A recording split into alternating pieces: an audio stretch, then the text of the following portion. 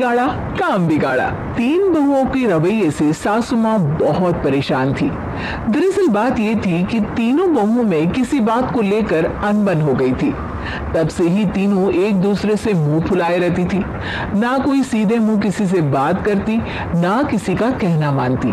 पड़ोसी भी इस बात को जानते थे और जाने कैसे कैसे बातें भी करते। इसीलिए सासू माँ ने तीनों बहुओं को तुरंत अपने कमरे में बुलाया। मैं कई दिनों से देख रही हूँ तुम तीनों अलग अलग सारे काम कर रही हो। ये सब नहीं चलेगा, तीनों को मिलकर ही काम करना पड़ेगा। सास की बात सुनकर एकदम से बड़ी बहू बोल उठती है। नहीं मम्मी जी, मैं इन दोनों के साथ कुछ नहीं कर सकती। मैं इस घर की बड़ी बहू हूँ, फिर भी ये मेरा कहना बिल्कुल भी नहीं मानती। अरे जेठानी जी, जानबूझकर मुझे डबल काम करवाती है आप। और छोटी मुझसे टेढ़े मुंह ही बात करती है। इन दोनों के बीच हमेशा सैंडविच बन जाती है मेरी, और मैं हमेशा आलू की तरह बीच में मसली जाती हूँ। मम्मी जी, इन दोनों को लगता है कि मैं छोटी हूँ तो इनके पैरों तले दब जाऊंगी, लेकिन नहीं, मेरा भी उतना ही अधिकार है जितना इन दोनों का है। बड़ी आई दोनों मेरी चुगली करने के लिए, मुझे क्या कम समझ रखा है।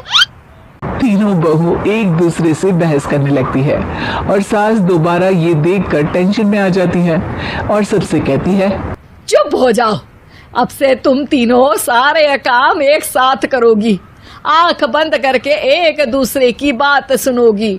तुम तीनों इस बात को गांठ बांध लो, वरना अगली छुट्टियों में तुम्हारा अपना मायके जाना कैंसिल। सास की बातें सुनकर डर के मारे तीनों हामी भर देती है। जी मम्मी जी, मैं समझ गई। हाँ मम्मी जी, जैसा आप कहें। आप जो कहेंगी मैं वही करूंगी। तीनों बहू सास की बात को गांठ बांध लेती है और वादा करती है कि अब से सारे काम वो तीनों एक साथ मिलकर ही करेंगी। ये सब देखकर सास खुश हो जाती है और वहां से चली जाती है। नीचे जाकर वो देखती है कि घर में शर्मा जी आए हुए होते हैं। सास जोर से आवाज लगाकर कहती है, अरे बहू, जरा चाय बनाकर तो लाना, शर्मा जी आए हैं। सास की बात सुनकर तीनों बहू तुरंत किचन की ओर भागती है और चाय बनाना शुरू कर देती है। मुझे तो एकदम मसाले वाली कड़क चाय पसंद है, तो हम शर्मा जी के लिए मसाले वाली चाय ही बनाएंगे। अरे नहीं दीदी, गर्मी के मौसम में मसाला चाय कौन पीता है। मैं तो शर्मा जी के लिए इलायची वाली चाय ही बनाऊंगी। ये कैसी बात कर रही हैं आप दोनों। मेरी मम्मी ने सिखाया है कि मेहमान को ज्यादा दूध और शक्कर वाली चाय देनी चाहिए, वरना वो घर वालों को कंजूस समझते हैं। तो मैं तो शर्मा जी को ऐसी ही चाय दूंगी। तीनों बहुएं अपने अपने तरीके से चाय में शक्कर, मसाला, पत्ती सब डाल देती है। उबलने के बाद तीनों मिलकर चाय बाहर लेकर जाती है और शर्मा जी और सासू माँ को देती हैं। चाय पीने के बाद शर्मा जी सासू माँ को देखकर शर्मा जाते हैं और शर्मिंदा महसूस करते हैं कि आखिर उन्होंने चाय पीने के लिए हामी क्यों भरी। सासू माँ भी चाय पीना शुरू करती है और कहती हैं, अरे बहू, ये कैसी चाय बनाई है? चाय है या मीठे दूध की बासुंदी? हाँ, चाय अच्छी नहीं लगी क्या?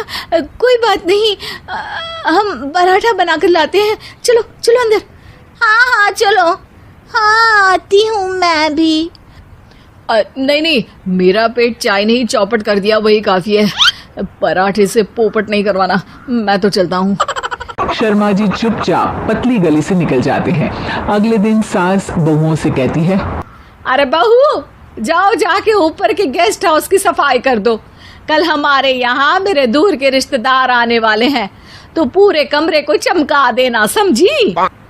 तीनों बहू सास की बात को मानकर ऊपर सफाई करने चली जाती हैं और तीनों कमरे की सफाई चालू कर देती है। बड़ी बहू मकड़ी के जाले साफ करती है तो बीच वाली झाड़ू लगाना और छोटी वाली सर्फ डालकर जमीन धोना शुरू कर देती है।